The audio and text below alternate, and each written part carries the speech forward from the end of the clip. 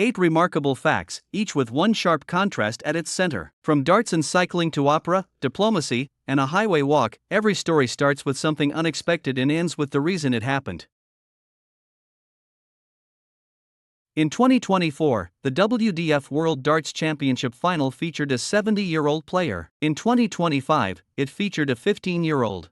Both finals were part of the annual WDF World Darts Championship, run by the World Darts Federation. Since 2022, it has been staged at Lakeside Country Club in Frimley Green, Surrey, England. That setup lets the same championship move from veteran experience to teenage talent in just 1 year. The age gap is the striking part, not a change in venue. The 2025 final turned the championship into a snapshot of darts across generations. One event could now crown a player old enough to have decades of experience, or a teenager just starting out.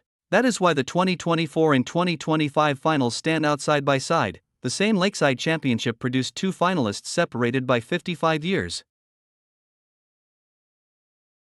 Sepkus logged 547,019 meters of elevation gain in 2023. That is more than 500,000 vertical meters in one season. Kus is an American pro cyclist for Visma Lease a Bike. His year was built around stage races, where riders repeat hard climbs day after day. Grand Tours are the biggest road races, and they stack long climbs for 3 weeks. That is how elevation gain can explode into hundreds of thousands of meters.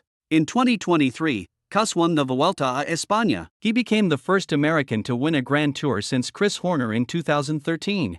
That win also made him only the second rider ever to win a Grand Tour and finish all 3 in one season. So the elevation total matches a year spent surviving the hardest roads 3 times over.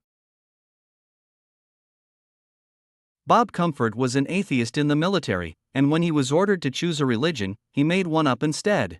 He was serving in the United States military, where paperwork often demanded a single box be checked. Comfort did not believe in any of the listed faiths. So instead of pretending to convert, he chose a workaround. He invented a religion that fit the requirement. The move solved the immediate problem without claiming belief he did not have. That answer turned a simple form into a personal statement about honesty. It also shows how a rigid system can create an unexpected solution.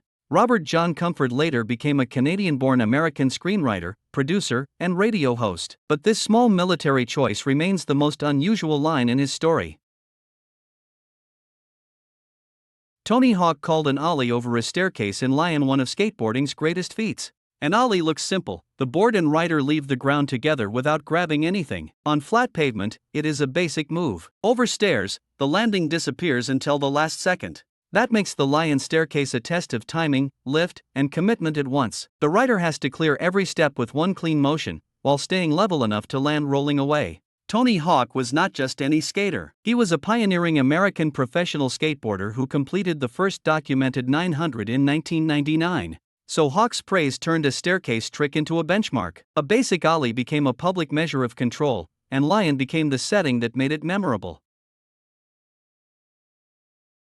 Mariame Clément froze a wedding tableau during the overture of Mozart's Così fan tutte. The opera began with motion held still. That opening image sat inside the overture, before the story could move forward normally. It turned the wedding scene into a held frame, not a passing moment. Then Clément restarted that same tableau in the finale. The opening picture returned instead of disappearing. By bringing it back, she linked the beginning and end of the opera. The production made its structure visible in one repeated image. So the audience did not just see a wedding scene, they saw Mozart's Così fan tutte wrapped around one image from start to finish.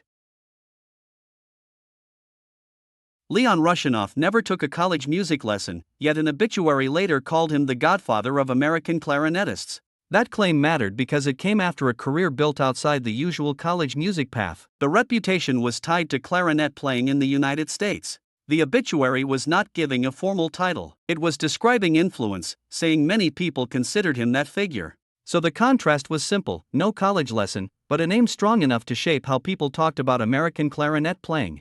That is why the obituary stood out. It captured a reputation earned through impact, not a conservatory credential, and the phrase stuck to his name. Niniek Kuan Nariotai wanted to resign from diplomacy after her first child was born, even though she was already an ambassador. She was facing a direct clash between family life and a diplomatic career that expected constant commitment. Her husband persuaded her not to resign, and that changed the decision in front of her. Instead of leaving service, she stayed in the profession and continued as a diplomat. One conversation at home kept her career moving, and her path as an ambassador continued beyond that first child. At 73, Ken Selby walked from Oklahoma City to Tulsa along U.S. Route 66. U.S. Route 66 is a famous highway usually crossed by car, not on foot. This stretch links two Oklahoma cities on one road.